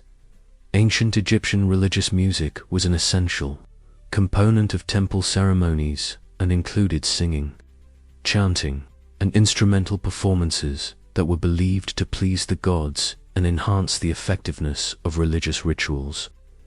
Temple musicians were trained professionals who understood the complex musical requirements of different ceremonies. Musical instruments included harps, flutes, drums, and sistrums. Egyptian religious dance was performed during certain ceremonies and festivals to honor the gods and tell stories about mythological events. Sacred dances were highly stylized performances that required extensive training and practice. Dancers wore special costumes and masks that represented various gods and mythological figures. Some dancers reenacted creation myths and other important religious stories. Ancient Egyptian religious texts were recited during ceremonies and contained the words and formulas that were believed necessary for successful communication with the gods. These texts were written in hieroglyphs on papyrus scrolls and temple walls. Priests had to memorize long passages and recite them perfectly because errors could invalidate the entire ceremony and anger the gods. Egyptian religious calendar coordination required careful attention to astronomical observations and traditional timing that determined when specific ceremonies should be performed. Priests who specialized in astronomy observed the movements of stars, planets, and the moon to calculate proper dates for religious festivals. Mistakes in calendar calculations could have serious consequences for the entire community. Ancient Egyptian ritual purity was essential for anyone who participated in religious ceremonies and required following strict rules about diet, behavior, and personal hygiene. Priests had to avoid certain foods, sexual activity, and contact with dead bodies or other polluting substances. Purification rituals were performed regularly to remove any contamination that might interfere with religious duties. Egyptian temple economics were complex systems that managed the vast resources required to support religious activities and maintain temple facilities. Temples owned large amounts of land, employed thousands of workers, and controlled significant portions of Egypt's wealth. Temple administrators organized agricultural production, manufacturing, and trade that generated income to support religious activities. Ancient Egyptian religious education was provided in temple schools where future priests learned to read and write hieroglyphs, memorize religious texts, and understand the complex procedures required for various ceremonies. Religious education also included instruction in astronomy, mathematics, medicine, and other subjects that were considered necessary for religious service. Egyptian religious law governed many aspects of daily life and established rules for proper behavior that maintained harmony between humans and gods. Religious law covered dietary restrictions, sexual behavior, business practices, and social relationships. Violations of religious law were believed to anger the gods and bring misfortune to individuals and communities. Ancient Egyptian religious healing combined medical treatment with religious ceremonies that were believed necessary for complete recovery from illness and injury. Temple physicians performed medical procedures while priests conducted rituals that addressed the spiritual causes of disease. Patients often spent time in temple healing centers where they received both medical and religious treatment. Egyptian Religious construction projects required enormous resources and involved entire communities in building and maintaining temples, pyramids, and other religious structures. These projects were considered acts of religious devotion that earned divine favor for everyone involved. Construction work was organized around religious calendars and often included ceremonies that consecrated each stage of the building process. Ancient Egyptian religious burial practices were elaborate procedures that prepared the deceased for the afterlife and ensured their continued existence in the realm of the gods. These practices included mummification, provision of grave goods, and performance of religious ceremonies that activated the magical properties of burial equipment. Proper burial was considered essential for eternal life. Egyptian religious magic was integrated into temple ceremonies and daily life as a means of influencing divine forces and protecting against harmful supernatural powers. Magical spells and rituals were performed by priests who understood the proper procedures for invoking divine assistance. Magic was considered a legitimate religious practice that complemented prayer and offerings. Ancient Egyptian religious art decorated temples and religious objects with images and symbols that had specific religious meanings and magical properties. Religious artwork was created by skilled craftsmen who understood the religious significance of different colors, symbols, and artistic techniques. This artwork was believed to have actual power rather than being merely decorative. Ancient Egyptian trade networks extended throughout the known world and made Egypt one of the wealthiest and most influential civilizations of the ancient era. Egyptian merchants traveled by land and sea to exchange goods that could not be produced locally, establishing commercial relationships that brought exotic materials and foreign influences into Egyptian society while spreading Egyptian culture to distant lands. Egyptian Nile River commerce was the foundation of the country's trade system and provided an efficient transportation network that connected Upper and Lower Egypt. Boats of various sizes carried goods along the river, taking advantage of prevailing winds and currents that made travel relatively easy and inexpensive.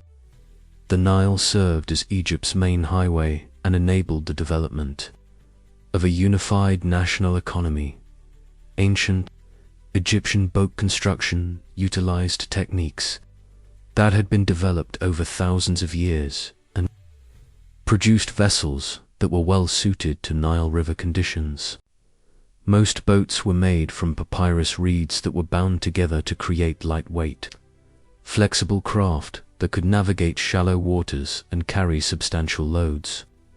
Wooden boats were more expensive but more durable and were used for long-distance trade and military purposes. Egyptian river navigation required extensive knowledge of seasonal water levels, current patterns, and hazards that could damage boats or endanger crews. Experienced navigators understood how to read the river and adjust their routes according to changing conditions. Navigation was particularly challenging during flood season, when familiar landmarks were submerged and new channels appeared. Ancient Egyptian port facilities were built at strategic locations along the Nile and Mediterranean coasts to handle the loading and unloading of goods, storage of merchandise, and servicing of boats. These facilities included docks, warehouses, workshops, and administrative buildings. Port towns became centers of commerce and cultural exchange where merchants from different regions met to conduct business. Egyptian trade goods included both raw materials and finished products that were valued throughout the ancient world. Egypt exported grain, gold, papyrus, linen, and stone while importing wood, metals, spices, incense, and exotic animals.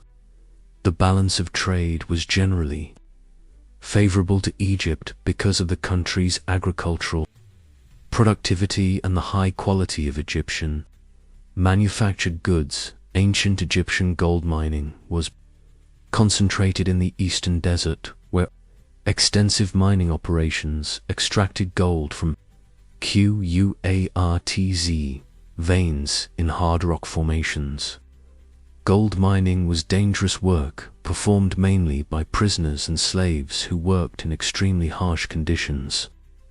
The gold mines were heavily guarded because gold was essential for Egypt's international trade and domestic economy. Egyptian papyrus production was a major industry that supplied writing material for Egypt and export markets throughout the Mediterranean region.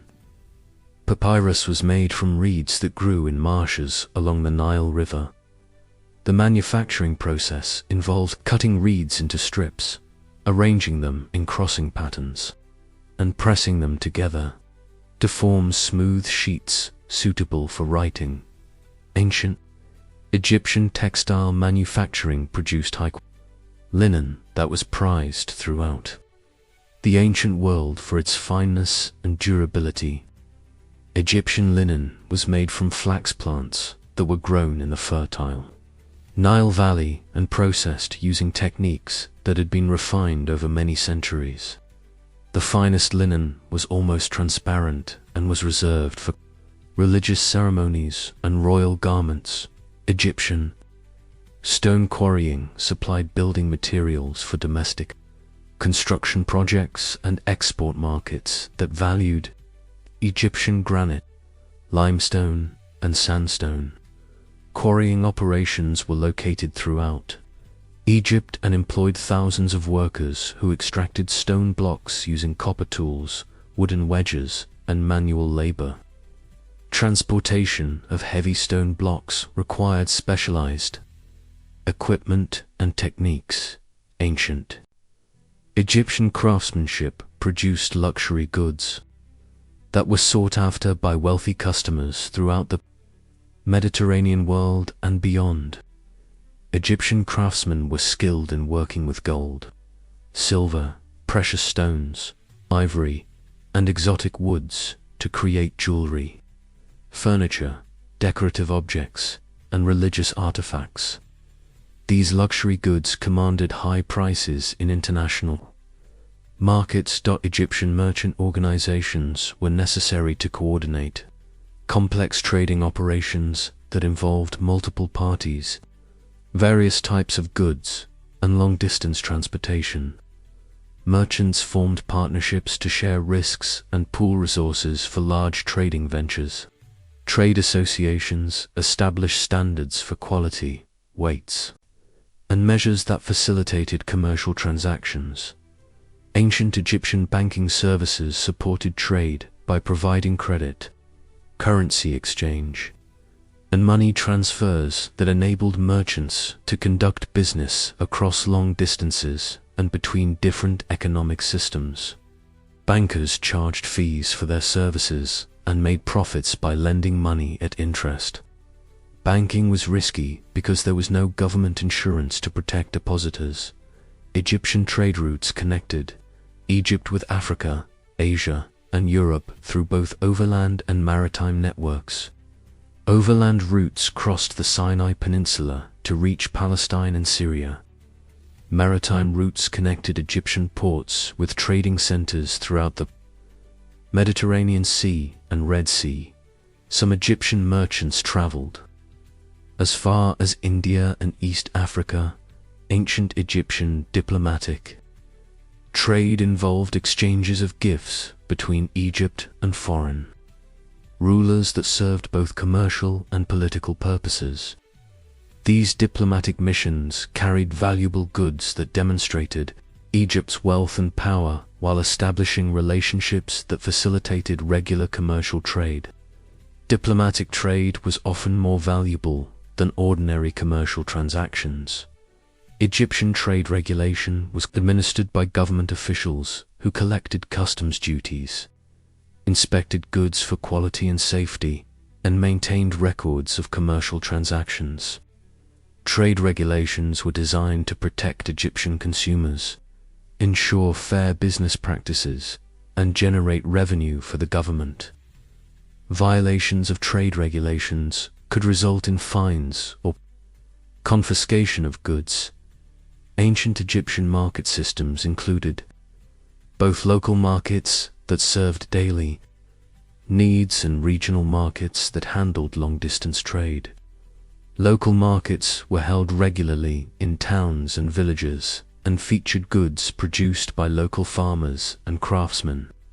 Regional markets were larger events that attracted merchants from distant areas and featured more exotic and expensive goods.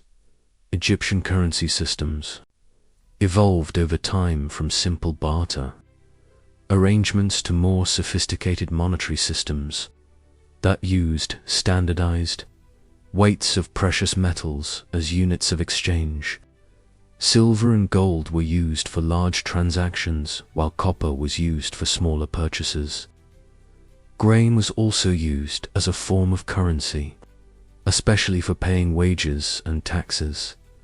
Ancient Egyptian contract law governed commercial transactions and provided legal frameworks for resolving disputes between merchants, customers, and other parties involved in trade. Contracts were usually written on papyrus and witnessed by neutral parties. Legal procedures existed for enforcing contracts and collecting debts, although the effectiveness of these procedures varied depending on the wealth and social status of the parties involved. Egyptian trade guilds were professional organizations that regulated various crafts and trades, maintained quality standards, and protected the interests of their members. Guilds controlled who could practice particular trades, set prices for goods and services, and provided training for new craftsmen. Guild membership was often hereditary and created tight-knit communities of related families. Ancient Egyptian seasonal trade patterns were influenced by Nile flood cycles, weather conditions, and agricultural seasons that determined when various goods were available and when transportation was possible. Trade activity was highest during the dry season, when river navigation was easier and roads were passable. Some goods were available only at certain times of year and commanded premium prices when supplies were limited. Egyptian trade security was a constant concern because merchants faced threats from bandits, pirates, and hostile foreign powers. Merchant caravans traveled in groups for protection and sometimes hired guards to protect valuable goods. The Egyptian government maintained military forces to protect trade routes and conducted diplomatic negotiations to ensure safe passage for Egyptian merchants. Ancient Egyptian textile production was one of the most sophisticated and highly valued crafts in the ancient world and created fabrics that were coveted by royalty and wealthy merchants throughout the Mediterranean region. Egyptian linen was renowned for its exceptional quality, softness, and durability, making it a luxury item that was often used as currency in international trade. Agreements. Egyptian flax cultivation began with careful selection of the best growing areas along the Nile River, where rich alluvial soil provided ideal conditions for producing high-quality fiber. Farmers planted flax seeds in the cooler months when flooding had deposited fresh nutrients in the fields. The timing of planting was crucial because flax required specific temperature and moisture conditions to produce the finest fibers. Ancient Egyptian flax harvesting was a labor-intensive process that required skilled workers who understood how to extract the longest possible fibers from each plant. Workers pulled the entire flax plant from the ground rather than cutting it, which preserved the full length of the valuable fibers. This method produced superior linen but required significantly more effort than conventional harvesting techniques. Egyptian flax processing involved multiple stages that transformed raw plant material into usable textile fibers through a combination of natural decomposition and mechanical manipulation. The harvested flax was first dried in the sun, then soaked in water for several weeks to allow bacteria to break down the pectins that bound the fibers to the woody stem. Material: ancient Egyptian retting pools were specially constructed basins where flax stalks were submerged in stagnant water to encourage controlled decomposition. The process required careful monitoring because insufficient retting left the fibers difficult to separate, while excessive retting could damage the fiber quality. Skilled workers could determine the proper timing by examining the color and texture of the soaking flax. Egyptian fiber extraction began after the retting process was complete and involved breaking the woody stems to separate the valuable linen fibers. Workers used wooden tools called break bars to crack the brittle stem material without damaging the delicate fibers within. This step required considerable skill and experience to achieve optimal results. Ancient Egyptian scutching was the process of scraping away broken stem pieces to reveal the clean linen fibers underneath. Workers used curved knives made of wood or bone to carefully remove all plant debris while preserving the integrity of the fiber bundles. The quality of scutching directly affected the grade and value of the finished linen. Egyptian fiber combing, known as heckling, used increasingly fine combs to separate and align the individual linen fibers into parallel bundles suitable for spinning. Coarse combs removed any remaining plant material and shorter fibers, while fine combs created smooth, lustrous fiber that could be spun into the highest quality. Thread: ancient Egyptian spinning transformed combed flax fibers into thread using simple but effective tools that had remained essentially unchanged for thousands of years. Egyptian spinners used drop spindles made of wood and clay to twist fibers into continuous thread while maintaining consistent thickness and strength throughout.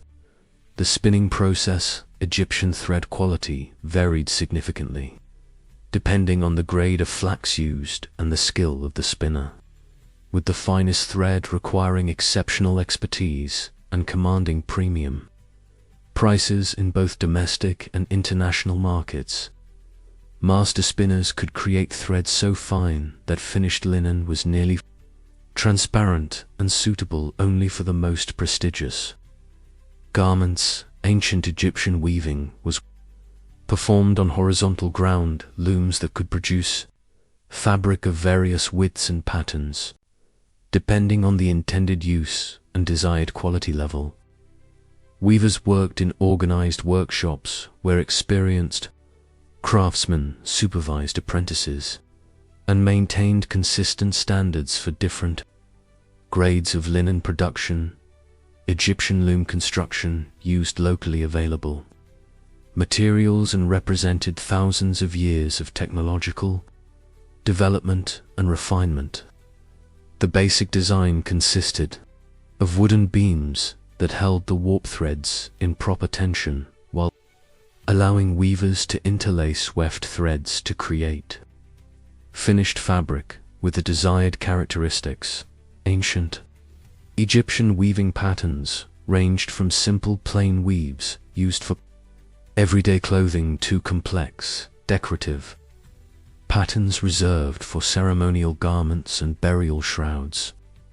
Skilled weavers could create intricate designs by varying thread colors and weaving techniques, producing textiles that were both functional and aesthetically pleasing. Egyptian fabric finishing involved several processes that enhanced the appearance and durability of newly woven linen through careful treatment with various natural substances. Finished cloth was often bleached in the sun to achieve the brilliant white color that was highly prized by Egyptian consumers and international traders. Ancient Egyptian garment construction reflected both practical needs and social conventions that dictated appropriate clothing for different classes of society and various occasions. Basic garments were simple rectangular pieces of linen that were wrapped, tied, or pinned to create functional clothing that provided protection from sun and sand. Egyptian clothing styles evolved slowly over thousands of years but maintained certain characteristic features that distinguished Egyptian fashion from clothing worn in other ancient civilizations. The preference for white linen, simple geometric shapes, and minimal ornamentation created a distinctive aesthetic that emphasized the quality of the fabric rather than elaborate decoration.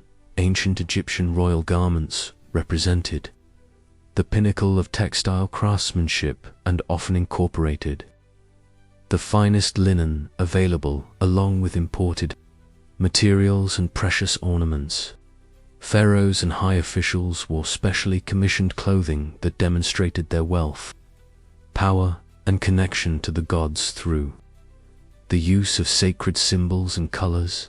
Egyptian textile workshops employed hundreds of skilled artisans who specialized in different aspects of cloth production and garment construction, creating an efficient system that could meet the demands of both domestic consumption and international export.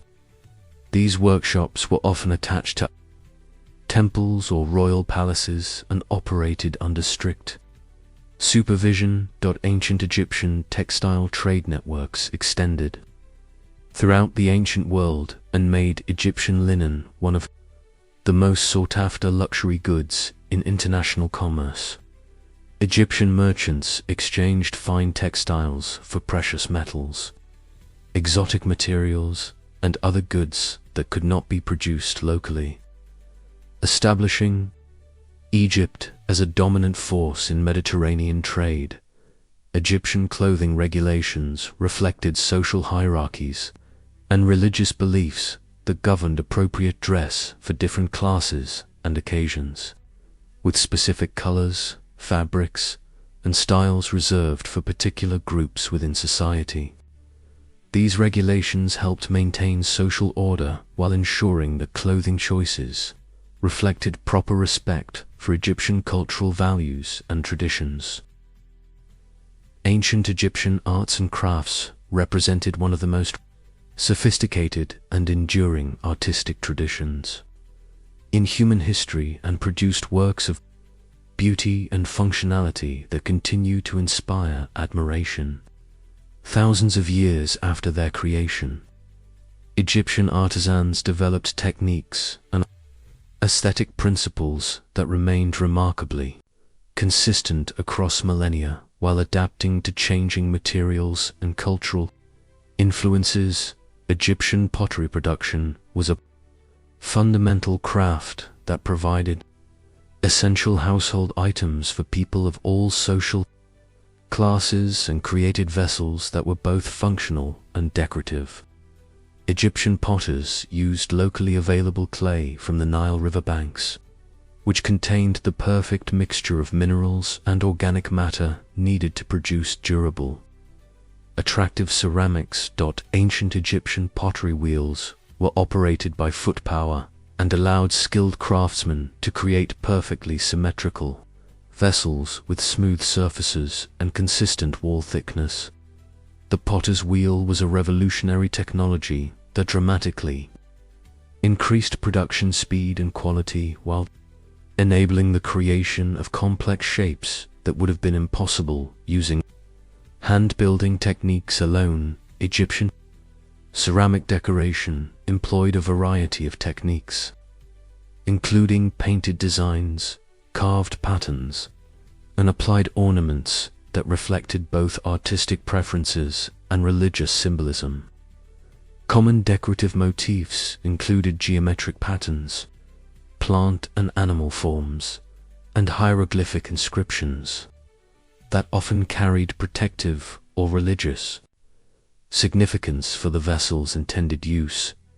Ancient Egyptian metalworking represented one of the most advanced metallurgical traditions in the ancient world and produced tools, weapons, jewelry, and ceremonial objects that demonstrated exceptional skill and technical knowledge. Egyptian smiths worked with copper, bronze, silver, and gold using techniques that had been refined through generations of craftsmen. Egyptian goldworking reached extraordinary levels of sophistication and created jewelry and decorative objects that showcased both technical mastery and artistic vision. Egyptian goldsmiths could produce incredibly fine wire, create complex granulation patterns, and fashion delicate ornaments that required exceptional skill and specialized tools to manufacture. Ancient Egyptian bronze casting used sophisticated techniques, including lost wax casting, to create complex, three-dimensional objects with fine details and smooth surfaces. Bronze workers could produce everything from small personal ornaments to large, ceremonial vessels and statues that required careful planning and execution to achieve successful results. Egyptian carpentry and woodworking utilized both local and imported materials to create furniture, tools, building components, and decorative objects that demonstrated exceptional craftsmanship and understanding of wood properties. Local woods included acacia and sycamore, while expensive imported woods like cedar and ebony were reserved for the most prestigious projects. Ancient Egyptian furniture construction employed sophisticated joinery techniques, including dovetail joints, mortise and tenon connections, and complex interlocking systems that created strong, durable pieces without relying on metal fasteners. Egyptian carpenters understood wood grain patterns and seasonal movement, allowing them to create furniture that remained stable for centuries. Egyptian stone carving represented perhaps the most impressive demonstration of ancient craftsmanship and produced monuments, statues, and architectural elements that continue to amaze visitors with their precision and beauty. Egyptian stoneworkers used both hard and soft stones, developing specialized techniques for each material. Ancient Egyptian granite working required exceptional skill and patience because granite is one of the hardest stones available and could only be shaped using equally hard abrasive materials and persistent effort. Egyptian granite workers created obelisks, sarcophagi, and architectural elements that required years of careful work to complete. Egyptian limestone carving was more common than granite work, because limestone was softer and more readily available throughout Egypt, making it the preferred material for most building projects and decorative elements. Limestone workers could achieve fine details and smooth finishes that enhanced the architectural and artistic impact of their creations. Ancient Egyptian painting and decoration followed strict artistic conventions that governed color choices, proportional relationships, and symbolic content, while allowing individual artisans to demonstrate personal skill and creativity. Egyptian painters worked on various surfaces, including walls, wood, papyrus, and ceramic, adapting their techniques to each material. Egyptian pigment preparation involved grinding mineral and organic materials to create stable, long-lasting colors that have retained their brilliance for thousands of years. Common pigments included red and yellow ochre, carbon black, white chalk, and more exotic materials like lapis lazuli for creating the prized blue colors. Associated with divinity, ancient Egyptian papyrus making was a specialized craft that transformed the fibrous pith of papyrus plants into writing material that was exported throughout the ancient world. Papyrus makers worked in organized workshops where they could control quality and maintain consistent production standards for different grades of writing material. Egyptian papyrus production involved harvesting papyrus plants from marshes along the Nile, cutting the stems into manageable lengths, and carefully peeling away the outer layers to expose the inner pith that would be processed into writing sheets. The timing of harvest and processing was crucial for producing high-quality papyrus. Ancient Egyptian leatherworking provided essential materials for clothing, containers, tools, and military equipment, while developing techniques for tanning, dyeing, and decorating animal hides. Egyptian leatherworkers understood how to process different types of animal skins to achieve the desired characteristics for specific applications. Egyptian basket weaving used locally available materials, including palm fronds, reeds, and grasses, to create containers, storage vessels, and household items that were both functional and attractive. Basket makers could create complex patterns and shapes while maintaining the structural integrity needed for practical use. Ancient Egyptian textile dyeing employed both plant and mineral dyes to create colored fabrics that enhanced the natural beauty of Egyptian linen while providing variety and personal expression in clothing and household textiles. Egyptian dyers understood how to achieve consistent colors and prevent fading through proper preparation and application techniques. Egyptian jewelry making represented one of the most refined artistic traditions in ancient Egypt and created ornaments that combined aesthetic beauty with religious and magical significance. Egyptian jewelers worked with precious metals, gemstones, and colorful materials to create pieces that reflected the wearer's status and spiritual beliefs. Ancient Egyptian glassmaking developed later than other crafts but quickly achieved high levels of sophistication and produced vessels, beads, and decorative objects that demonstrated mastery of this challenging medium. Egyptian glassmakers could create complex colors and patterns while maintaining the structural integrity needed for functional objects. Egyptian workshop organization followed well patterns that ensured efficient production while maintaining quality standards and training new generations of craftsmen. Most workshops were associated with temples, palaces, or wealthy private individuals who provided materials, tools, and market connections needed for successful operation. Ancient Egyptian evening routines marked the transition from the productive activities of daylight hours to the peaceful rest and spiritual contemplation that characterized Egyptian nights. As the sun began its journey toward the western horizon, Egyptian families prepared for the evening meal, religious observances, and social activities that brought communities together after the day's work. Egyptian sunset rituals acknowledged the daily journey of Ra, the sun god, as he traveled across the sky in his solar bark before entering the underworld for his nightly battle against the forces of chaos. Many Egyptians paused in their evening activities to offer prayers and thanks for the day's blessings while requesting protection during the vulnerable hours of darkness. Ancient Egyptian evening meals were typically the most substantial food consumption of the day and provided an opportunity for families to gather, share news, and strengthen social bonds.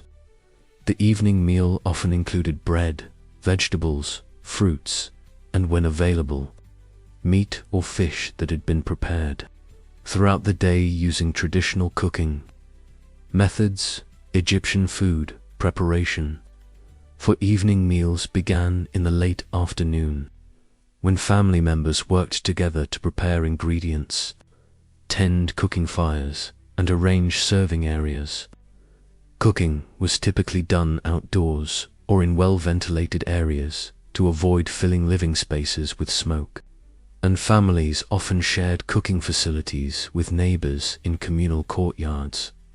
Ancient Egyptian dining customs emphasized communal eating and social interaction, with family members and guests sitting together on mats or low stools arranged around shared dishes.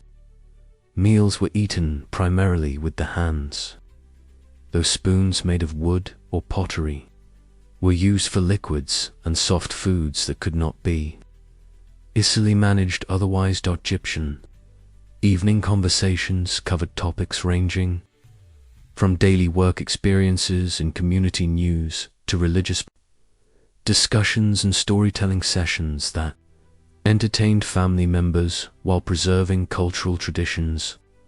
Elders often used evening gatherings to pass down historical knowledge, moral teachings, and practical wisdom to younger generations.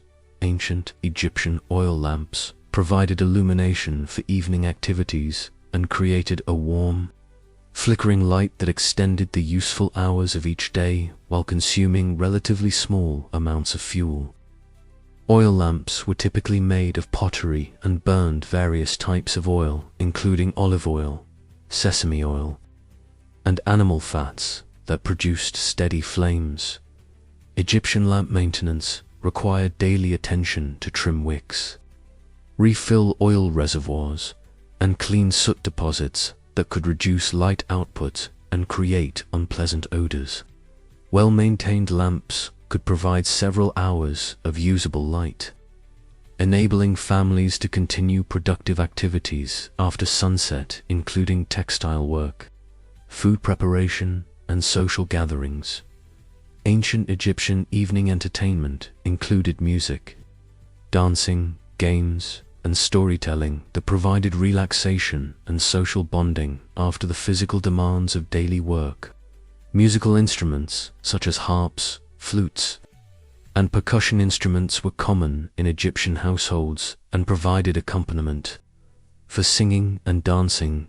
Egyptian board games like Senet were popular evening pastimes that combined entertainment with religious symbolism, as the game was believed to represent the soul's journey through the afterlife.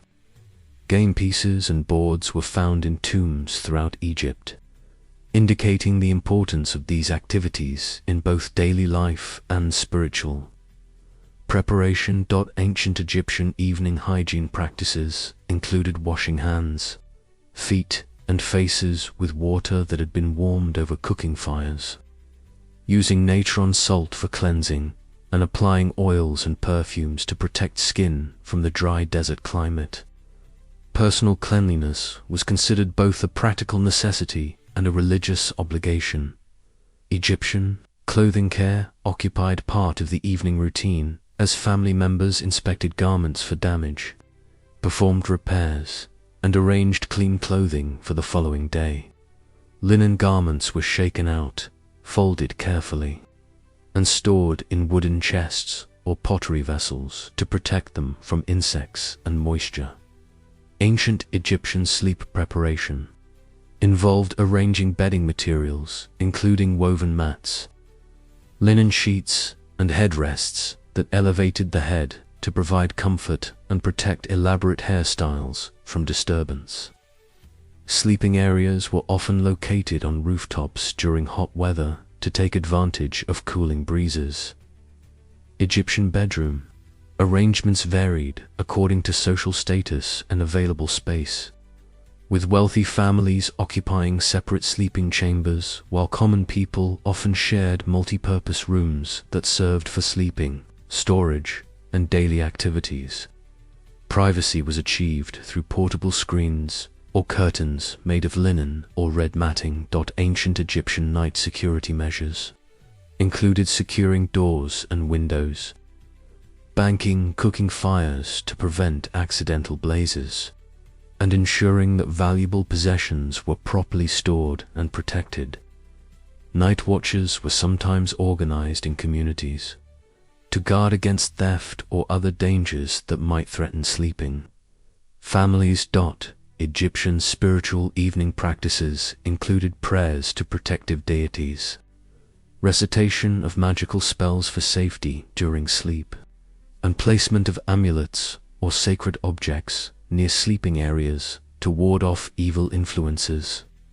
Many Egyptians believed that sleep made them vulnerable to supernatural threats that required divine protection.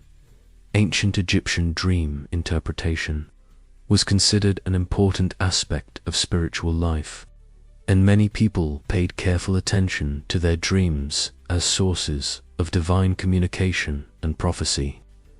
Dream interpreters were consulted when particularly vivid or troubling dreams occurred, and dream content was often incorporated into daily decision-making processes.